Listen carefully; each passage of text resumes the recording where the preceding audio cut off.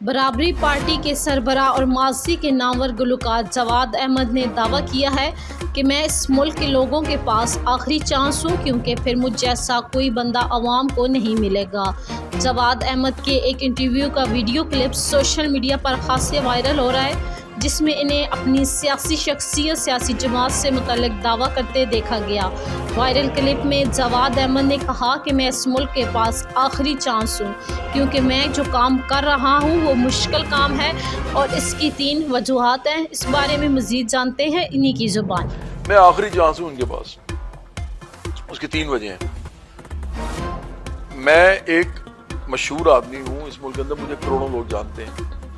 دوسرے نمبر پہ میں ایک سیاسی پارٹی بنا چکا ہوا ہوں جو کہ پورے پاکستان میں جا رہا ہے، جس کا نام 3 مطلب میں سیلیبریٹی ایسا ہوں جس نے پارٹی بنائی ہے۔ کوئی سیلیبریٹی پارٹی نہیں بناتا، یہ کوئی آسان کام نہیں ہوتا۔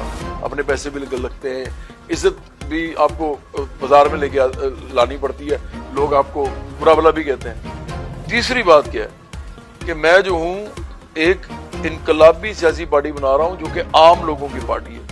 یہ ایسا بندہ دوبارہ نہیں آئے گا، بہت مشکل کام ہے، یہ بڑا مشکل کام ہے، یہ کوئی کرتا نہیں۔ یہ تینوں چیزیں ہوں گی نہیں کہ ایک مشہور آدمی بھی ہو، اس کی ایک انقلابی پارٹی بھی ہو، سیاسی پارٹی، اور وہ عام لوگوں کی پارٹی ہو۔